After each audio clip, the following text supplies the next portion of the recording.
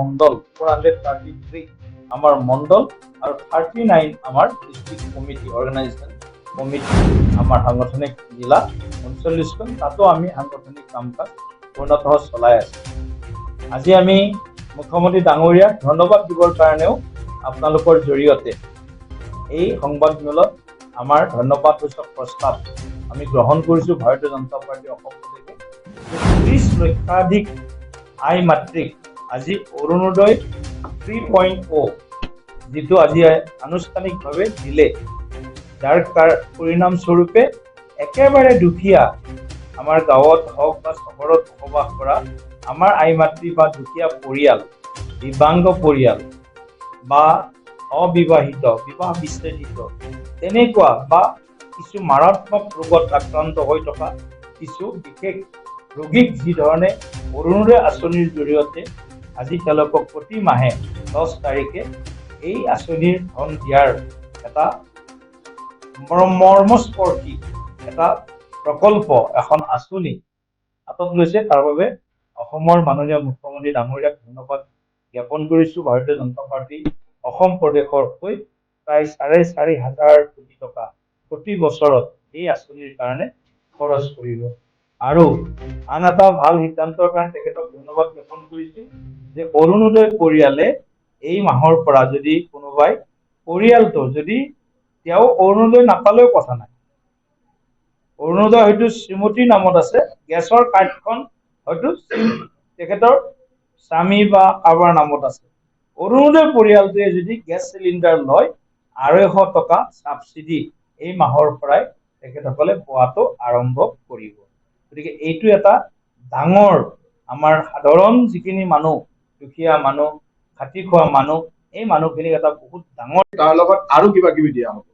একেলগে ফেব্ৰুৱাৰী মাহত তেখেতে এটা নতুন উপহাৰ দিম বুলি কৈছে, য'ত এই উপহাৰটোত এই টকাখিনিও থাকিব, তাৰ উপৰি আৰু থাকিব।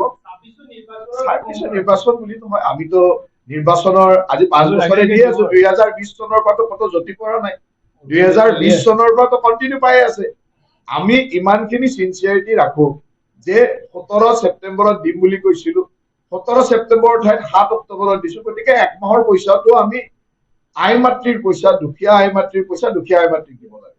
আমি এইটো কোনো মানে যিমানে দুখীয়া আই মাতৃসকলক এনেধৰণৰ সহায় কৰিব, সেইটো আমাৰ কাৰণে গৌৰৱ।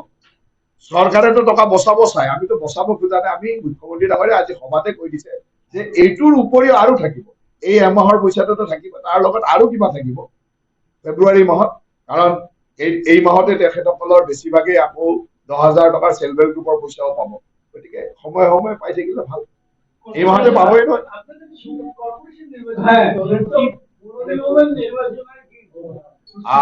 আজকে এই নির্বাচনের কথাও আমার কোর কমিটির বৈঠক আছে, এই বৈঠকে আলাপ হবে।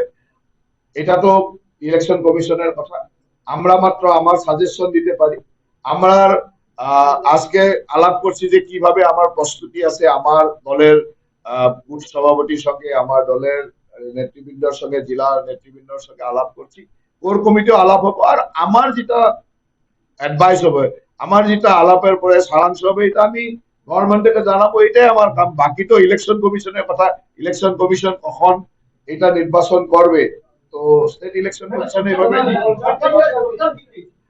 আমি তো কথাটা হইলো যে নির্বাচন প্রথমে আইনি মেয়ারপেস ছিল, আইনি মেয়ারপেসটা এখন শেষ হয়েছে। আইনি মেয়ারপেসের পরে এখন দায়িত্বটা হইলো ইলেকশন কমিশনের।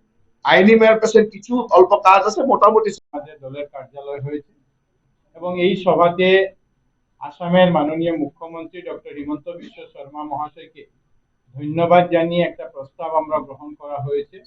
সেই প্রস্তাবটি হলো যে গতকালকে আসাম ক্যাবিনেটে শিলচরের বহু প্রতীক্ষিত এলিভেটেড করিডোর বা ফ্লাইওভার, সেটার জন্য যে ক্যাবিনেটের অনুমোদন 564 কোটি টাকা ক্যাবিনেটের অনুমোদন দেওয়া হয়েছে, সেটার জন্য আজকে আমাদের এক্সটেন্ডেড অফিস বেয়ারের মিটিং মাননীয় মুখ্যমন্ত্রীকে ধন্যবাদ জানিয়ে একটা প্রস্তাব গ্রহণ করেছে। আপনারা জানেন যে দীর্ঘদিন থেকে এটার আলাপ আলোচনা, পরিকল্পনা, কনসালটেন্সি ইত্যাদি চলেছে।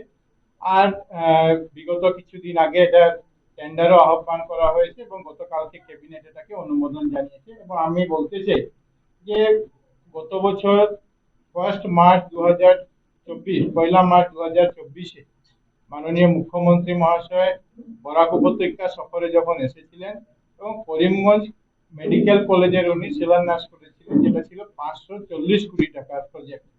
স্টেট গভর্নমেন্টের সেটা প্রজেক্ট ছিল এবং আজকের দিনে আমরা অত্যন্ত আনন্দিত যে স্টেট গভর্নমেন্টের ফান্ডিং এ এই প্রথম সবচেয়ে বড় প্রজেক্ট 564 কোটি টাকার শিলচর ফ্লাইওভারের প্রজেক্ট আসাম সরকার অনুমোদন দিয়েছে। সেন্ট্রাল গভর্নমেন্টের আরো বড় বড় প্রজেক্ট আমাদের ফোর লেনিং এর কাজ চলছে, কিন্তু রাজ্য সরকারের নিজস্ব ব্যবস্থায় এত বড় প্রথম সিঙ্গল প্রজেক্ট আমরা পেয়েছি। সঙ্গে সঙ্গে আপনাদেরকে আরো আমি বলতে চাই যে আমাদের শিলচর বীরবল বাজার থেকে মেডিকেল পয়েন্ট পর্যন্ত যে রাস্তা, যেটা ফোর লেনিং হওয়ার কথা, ইতিমধ্যে ল্যান্ড অ্যাকুইজিশনের যে ধন টাকা দেওয়ার সেই কাজ ইতিমধ্যে আরম্ভ হয়েছে এবং টেন্ডারও আহ্বান করা হয়েছে। খুব কম সময়ের মধ্যে আমরা সেই রাস্তার ফোর লেনিং এর যে কাজ, কনস্ট্রাকশনের যে কাজ, সেই কনস্ট্রাকশনের কাজও আমরা আরম্ভ করব। সঙ্গে সঙ্গে আমাদের মধুরাঘাটে, বরাক নদীর উপর মধুরাঘাটে যেটা ব্রিজ নির্মাণ করার, সেতু নির্মাণ করা, যেটা সেটারও ইতিমধ্যে টেন্ডার হয়েছে, ইভলিউশনের কাজ চলছে এবং ল্যান্ড অ্যাকুইজিশনের যে প্রক্রিয়া, সেই প্রক্রিয়া ইতিমধ্যে শুরু হয়েছে। এই তিনটা প্রজেক্ট, ফ্লাইওভার, মেডিকেল রাস্তার ফোর লেনিং এবং আমাদের মধুরাঘাট ব্রিজ, এই তিনটি প্রজেক্টের আগামী মাসের শেষ দিকে হোক বা নভেম্বর মাসের শেষ দিকে আমাদের মাননীয় মুখ্যমন্ত্রী মহাশয় প্রত্যেকগুলা প্রজেক্টের উনি কাজে শুভারম্ভ করবেন এবং সঙ্গে সঙ্গে মাননীয় মুখ্যমন্ত্রী মহাশয় আজকে যেভাবে মাননীয় মন্ত্রী জয়ন্ত মল্ল বড়ুয়া বলেছেন যে 1,81,000 মাদেরকে এই অরুণোদয়